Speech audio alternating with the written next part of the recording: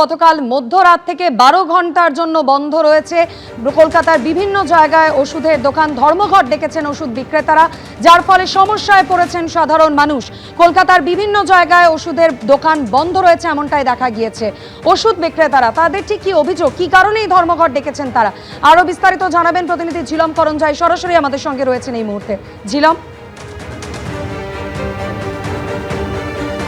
একদমই Bengal chemist and druggist association তাদের তরফ থেকে বলা হয়েছে যে সর্বভারতীয় কেমিস্ট অ্যান্ড ড্রাগিস্টদের অ্যাসোসিয়েশনের পক্ষ থেকে আজকে 24 ঘন্টার যে ধর্মঘটের ডাক দেওয়া হয়েছে তার প্রতীকী ধর্মঘট 12 ঘন্টার এ রাজ্যে তারা পালন করছেন। তাদের কি কারণগুলো যেগুলো নিয়ে ধর্মঘট ডেকেছেন তার এক হচ্ছে যে ডিসকাউন্ট যে দেওয়া হচ্ছে তার কোনো মাত্রা নেই। বিভিন্ন দোকানে বিভিন্ন মাত্রায় ডিসকাউন্ট দেওয়া হচ্ছে, তাতে তাদের ব্যবসা মার খাচ্ছে।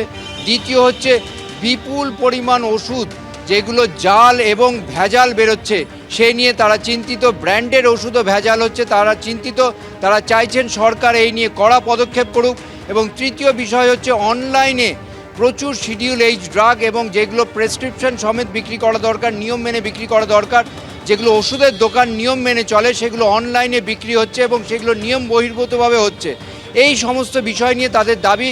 তারা কেন্দ্রীয় সরকারকে, কেন্দ্রীয় ড্রাগ কন্ট্রোলকে বারবার বলেও কোনো সুরা হয়নি, তাই তারা সর্বভারতীয় স্তরে 24 ঘন্টার যে ধর্মঘট ডাক দিয়েছে। তবে এই রাজ্যে যেহেতু নতুন সরকার এসছে তাই জন্যে তারা 12 ঘন্টা ধর্মঘট করছেন, গতকাল রাত 12টা থেকে আজকে দুপুর 12টা অবধি।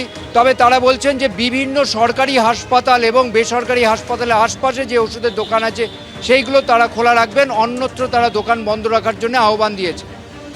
ধন্যবাদ ঝিলম।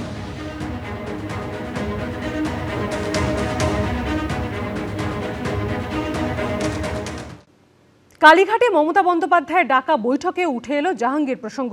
সূত্রের খবর, মঙ্গলবারের বৈঠকে দুই তৃণমূল বিধায়ক প্রশ্ন করেন জাহাঙ্গীর খানকে কেন দল থেকে বহিষ্কার করা হবে না। উত্তরে মমতা বন্দ্যোপাধ্যায় বলেন, এই ধরনের সিদ্ধান্ত নেওয়ার আগে জাহাঙ্গীরের উচিত ছিল অভিষেক বন্দ্যোপাধ্যায়ের সঙ্গে কথা বলা। সেই সঙ্গে এদিনের বৈঠকে একাধিক কর্মসূচিরও ঘোষণা করে তৃণমূল, আর জানিয়ে কটাক্ষ করতে ছাড়েনি বিজেপি। পুনর্নির্বাচনের দুদিন আগে ময়দান ছেড়ে পালিয়েছেন তৃণমূল প্রার্থী জাহাঙ্গীর খান।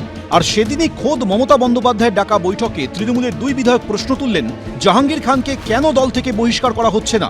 যে দুই তৃণমূল বিধায়ক এই প্রশ্ন তোলেন তারা হলেন ঋতব্রত বন্দ্যোপাধ্যায় এবং সন্দীপন সাহা। বৃহস্পতিবার দক্ষিণ 24 পরগনার ফলতায় পুনর্নির্বাচন রয়েছে, কিন্তু তার 48 ঘন্টা আগেই ময়দান ছেড়ে পালিয়েছেন স্বঘোষিত পুষ্পা অর্থাৎ তৃণমূল প্রার্থী জাহাঙ্গীর খান। ফলতা বিধানসভা কেন্দ্রটি ডায়মন্ড হারবার লোকসভা কেন্দ্রের অন্তর্গত, যেখানকার সাংসদ তৃণমূলের সর্বভারতীয় সাধারণ সম্পাদক অভিষেক বন্দ্যোপাধ্যায়। জাহাঙ্গীর খান তাঁর ঘনিষ্ঠ বলেই পরিচিত, কিন্তু ফলতার পুনর্নির্বাচনের আগে সেখানে প্রচারে যাননি অভিষেক বন্দ্যোপাধ্যায়। এই প্রেক্ষাপটে মঙ্গলবার অভিষেক বন্দ্যোপাধ্যায়ের উপস্থিতিতেই মমতা বন্দ্যোপাধ্যায়ের ডাকা বৈঠকে জাহাঙ্গীর খানের বহিষ্কারের দাবি তোলেন তৃণমূল বিধায়ক ঋতব্রত বন্দ্যোপাধ্যায় এবং সন্দীপন সাহা।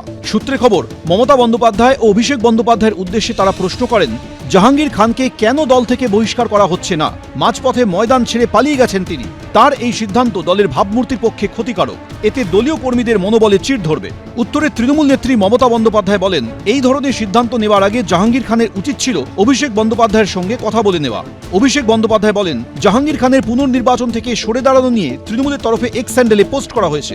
সেখানে পরিষ্কার বলা হয়েছে জাহাঙ্গীর খানের সিদ্ধান্ত তার ব্যক্তিগত সিদ্ধান্ত, দলের নয়। তার এই ধরনের আচরণের নিন্দাও করা হয়েছে। জাহাঙ্গীর একটি গুন্ডা ছিল এবং অভিষেক ব্যানার্জির রাইট হ্যান্ড, এটা আমরা দেখেছি। তত গুন্ডাগুলো অভিষেক ব্যানার্জির রাইট হ্যান্ড লেফট হ্যান্ড হয়েছিল। জাহাঙ্গীর সরে দাঁড়িয়েছে, ঢুকে গেছে গর্তে, এটা ফলতার মহিলাদের জয়, আমি স্যালিউট জানাই তাদের। এবারের বিধানসভা ভোটে ধরাশায়ী হয়েছে তৃণমূল, তারপরই দলের বিরুদ্ধে মুখ খুলতে শুরু করেছেন তৃণমূলের বহু নেতা। সূত্রে খবর, মঙ্গলবার কালীঘাটের বৈঠকে সেই বিষয়টিও উঠে আসে। সূত্রের খবর, বৈঠকে কুণাল ঘোষ, ঋতব্রত বন্দ্যোপাধ্যায়, সন্দীপন সাহার মতো বিধায়করা বলেন, এখন দলের যা অবস্থা তাতে মন খুলে কথা বলতে দিতে হবে সকল নেতাকর্মীদের। এই পরিস্থিতিতেই তো দলের নেতাদের মাঠে নামা উচিত, কর্মীদের পাশে দাঁড়ানো উচিত তাদের। দলের নেতারাই যদি ঘরে বসে থাকেন তাহলে কর্মীদের মনোবল ফিরবে কিভাবে? দল তার অবস্থান জানিয়েছে, এটা সম্পূর্ণ তার নিজের সিদ্ধান্ত, এটা দলের সঙ্গে আলোচনা না করে নিয়েছেন। এ বিষয়ে দল যা বলার অফিসিয়ালি পোস্ট করে বলেছে।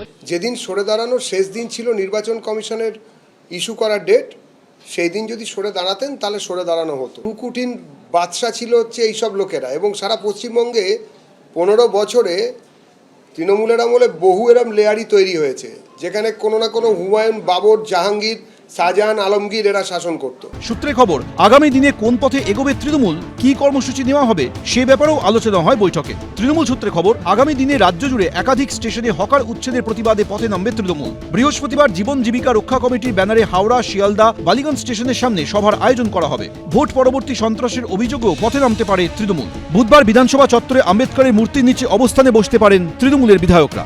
কিন্তু ভরাডুবির পর এই ওষুধে কি কাজ হবে সেটাই দেখা। আসাবুল হোসেন, এবিপি আনন্দ, কলকাতা। পুনর্নির্বাচনের আগেই ভোটের ময়দান ছেড়ে কার্যত পালিয়ে গেছেন ফলতার তৃণমূল প্রার্থী জাহাঙ্গীর খান। আর তারপর থেকেই বাড়িতে কিংবা পার্টি অফিসে কোথাও দেখা মেলেনি জাহাঙ্গীরের।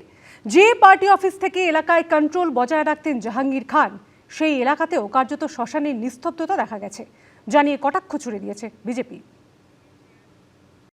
উনি যদি নিজেকে সিংহ মনে করে সিনেমার আর্টিস্টে, আমরাও পুষ্পা, ঝুঁকেগা নেই।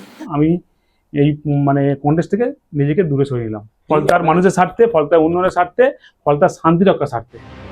দাপট উধাও, তেজ ফিকে। দলের রাজপাট অতীত হতেই দাপুটে নেতা এখন নেতিয়ে পড়েছেন ফলতার জাহাঙ্গীর খান। পুনর্নির্বাচনের আগেই ভোটের ময়দান ছেড়ে কার্যত পালালেন। আর তারপর থেকেই বাড়িতে কিংবা পার্টি অফিসে কোথাও দেখা মেলেনি জাহাঙ্গীরের। আমরা যেখানে দাঁড়িয়ে রয়েছি এটাই হচ্ছে ফলতাতে জাহাঙ্গীর খানের বাড়ি। বাড়ি বললে কম বলা হয়, একটা 4 তলা সুবিশাল বাড়ি। সেই বাড়িতেই জাহাঙ্গীর খান রয়েছেন। কার্যত নিজেকে গৃহবন্দী করে রেখেছেন এক প্রকার বলা যেতে পারে। জাহাঙ্গীর দাকি বাড়িতে আছেন? আপনারা তো উনারই আত্মীয়। তিনি আবারও আত্মগোপন করেছেন। আমরা দেখতে পাচ্ছি যে জাহাঙ্গীর খান আর সামনে আসতে চান না। ভোট প্রক্রিয়া থেকে নিজেকে তিনি সরিয়ে নিয়েছেন। ফলতার বসতবাড়ি থেকে কিছুটা দূরেই জাহাঙ্গীর খানের পার্টি অফিস। কিছুদিন আগেও যার সামনের রাস্তায় গমগম করত, লোকে লোকারণ্য থাকত গোটা এলাকা, সেখানে এখন কার্যত শ্মশানের নিস্তব্ধতা। আজ সেই পার্টি অফিস শুনশান, আজ সেই পার্টি অফিস ফাঁকা, বন্ধ, তালাবন্ধ অবস্থায় রয়েছে। সামনের অংশ ভেঙে চুরে গিয়েছে। যে পার্টি অফিস একসময় স্থানীয় মানুষজনের, মূলত বিরোধী রাজনীতি যারা করতেন সেই সময়, তাদের কাছে একটা ত্রাসের জায়গা ছিল, একটা আতঙ্কের জায়গা ছিল।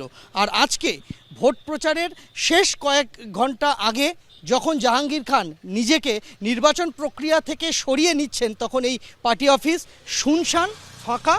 স্থানীয় বাসিন্দাদের একাংশের অভিযোগ, এই পার্টি অফিস থেকেই ফলতায় কন্ট্রোল বজায় রাখতেন স্বঘোষিত পুষ্পা।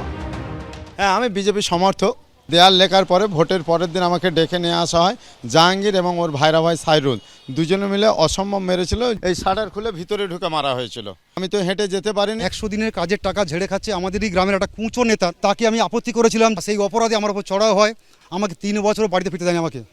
এবারে বিধানসভা ভোটের আগে পর্যবেক্ষক হিসেবে দক্ষিণ 24 পরগনায় এসেই কেন্দ্রীয় বাহিনীকে নিয়ে সোজা জাহাঙ্গীর খানের বাড়িতে চলে যান উত্তরপ্রদেশের দুদে আইপিএস অফিসার অজয় পাল শর্মা। आसपास के जितने भी लोग हैं अच्छी तरह से समझ लें कि अगर किसी ने बदमाशी करी तो उनका कायदे से इलाज किया जाएगा। फिर তখন অবধিও জাহাঙ্গীর খানের আশেপাশে কিছু অনুগামী ছিলেন, কিন্তু রাজ্যের পালা বদলের সঙ্গে সঙ্গে ফলতাতেও বদলেছে হাওয়া। ভয় ঝেড়ে ফেলে জাহাঙ্গীরের বিরুদ্ধে মুখ খুলতে শুরু করেছেন সাধারণ মানুষ। আর স্বঘোষিত পুষ্পারা ভোটের ময়দান ছেড়ে পালাচ্ছে। ভয়ে আজকে কেউ কোনো পুষ্পা কোথাও কাউকে দেখা যাচ্ছে না। ওপর থেকে পুষ্প বৃষ্টি পড়ছে আর পুষ্পারা সব ভেঙে যাচ্ছে। বৃহস্পতিবার ফলতায় পুনর্নির্বাচন। সূত্রে খবর, এই কেন্দ্রের সবকটা বুথে তৃণমূল এজেন্ট দিতে পারবে না বলেও শোনা যাচ্ছে। সন্দীপ সরকার, পার্থপ্রতিম ঘোষ, উজ্জ্বল মুখোপাধ্যায়, এবিপি আনন্দ। এবিপি আনন্দ, এগিয়ে থাকে, এগিয়ে রাখে।